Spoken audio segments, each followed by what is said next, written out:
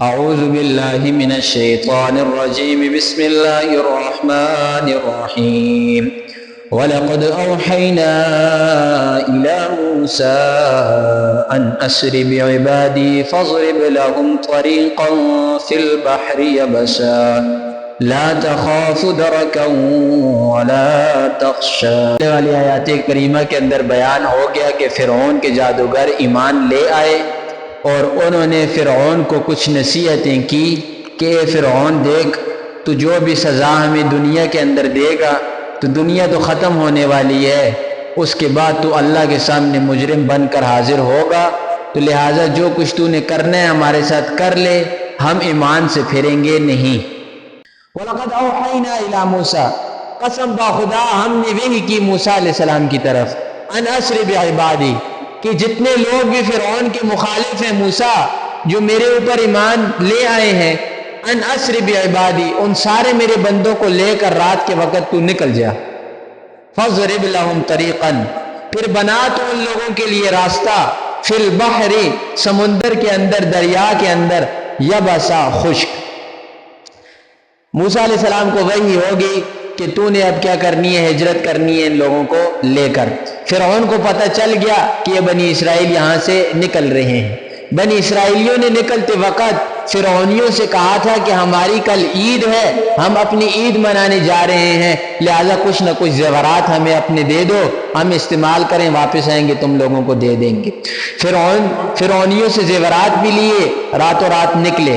فرعون کو جب پتہ چلا کہ یہ لوگ نکل گئے ہیں تو فرعون نے اپنے لشکر کو، اپنی فوج کو بلایا، کہا کہ آج رات ہی کو آپ نے ان کے پیچھے نکلنا ہے، ان کو چھوڑنا ہے۔ لا تخاف درکا، فرعون آپ کو پکڑ نہیں سکتا، ولا تخشا، اور آپ اس دریا کے اندر غرق بھی نہیں ہوگے، ڈوبو گے بھی نہیں، آپ چلے جاؤ۔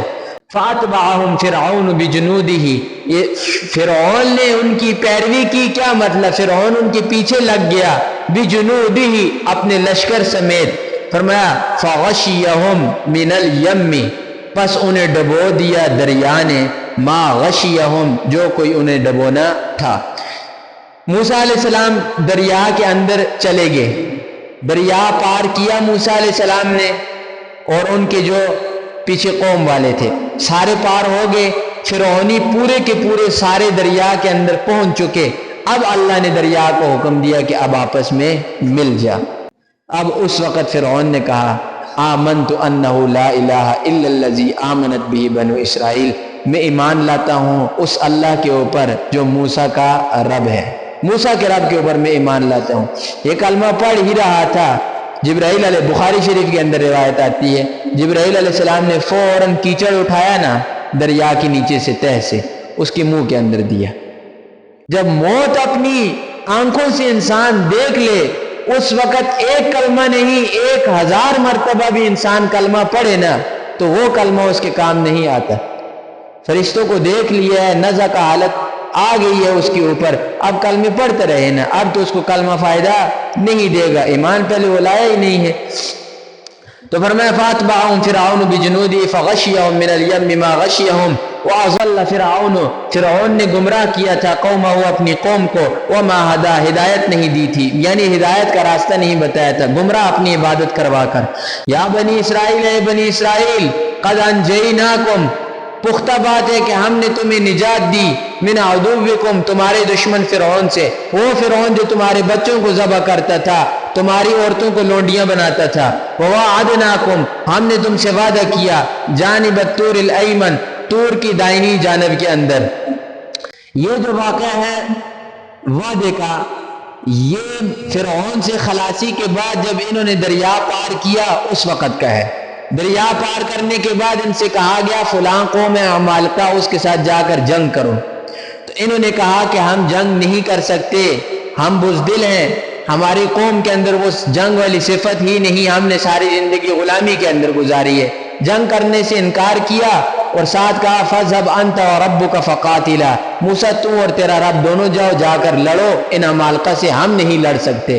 تو اللہ نے کیا کیا، 40 سال تک انہیں قید کیا، میدان تہ کے اندر انہیں قید کیا، ایسا میدان تہ فرمایا آسمان کے علاوہ کوئی سایہ نہیں تھا، پینے کے لیے پانی نہیں تھا، کوئی چیز اس میدان کے اندر انہیں نہیں ملتی تھی، لیکن جاتے جاتے راستے کے اندر انہوں نے دیکھا کہ کچھ لوگ بچھڑوں کی عبادت کر رہے ہیں، کوئی بتوں کی عبادت کر رہے ہیں۔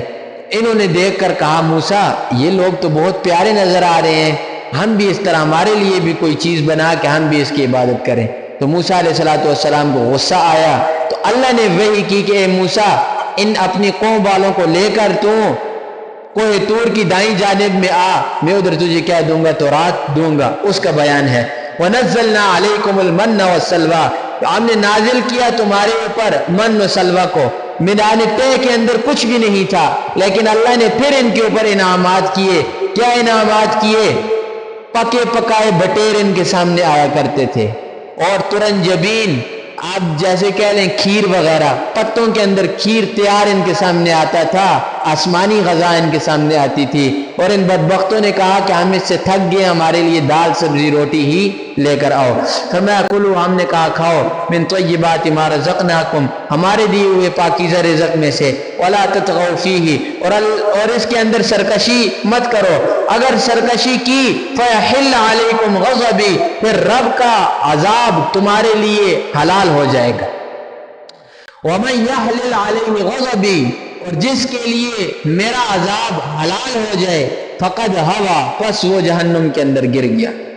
پختہ بات ہے۔ اب اللہ فرماتے ہیں میں نے روزی دی ہوئی ہے، اس روزی سے کھاؤ، اور روزی کھانے کے بعد آپ کا حق کیا بنتا ہے؟ آپ اللہ کا شکر ادا کرو۔ آپ اللہ کا شکر ادا نہیں کرتے بلکہ آپ اللہ کی ناشکری کر رہے ہیں، تو اس صورت میں کیا ہے؟ یہ سرکشی ہے، اللہ کے ساتھ بغاوت ہے۔ روزی بھی اللہ کی کھائیں، ناشکری بھی اللہ کی کریں، تو اس صورت میں اللہ خود فرماتے ہیں فَيَحِلَّ عَلَيْكُمْ غَضَبِي، اے اللہ اپنا عذاب اس کے لیے حلال کر دیتا ہوں، یعنی کسی وقت بھی میں اس کے اوپر عذاب بھیج سکتا ہوں۔ کیوں؟ روزی بھی میں دے رہا ہوں، میری ناشکری کر رہے ہو، تو پھر میں عذاب نہیں دوں گا تو کیا دوں گا؟ اور اللہ خود فرماتے ہیں وَمَنْ يَحْلِلْ عَلَيْهِ غَضَبِي، اور جس کے لیے میرا عذاب حلال ہو گیا، یعنی جو مستحق ہو گیا میرے عذاب کا، فقد ہوا، بس وہ کیا ہے؟ جہنم کے اندر گر چکا۔ ایسا ہی سمجھے چل دنیا کے اندر رہا ہے، گرا جہنم کے اندر ہوا ہے۔ لہٰذا اگر کچھ بھی نہیں ہے پاس، تب بھی شکر اللہ کا ادا کرنا چاہیے۔ کم از کم جسم تو اللہ نے سلامت دیا ہوا ہے نا۔ جن کے پاس پیسہ ہے، مال ہے، لیکن جسم نہیں ہے، جسموں کے اندر بیماریاں ہیں، ذرا ان سے جا کر پوچھیں نا یہ پیسہ آپ کو کوئی فائدہ دے رہا ہے؟ تو ہر حال کے اندر اللہ کا شکر ادا کرنا چاہیے۔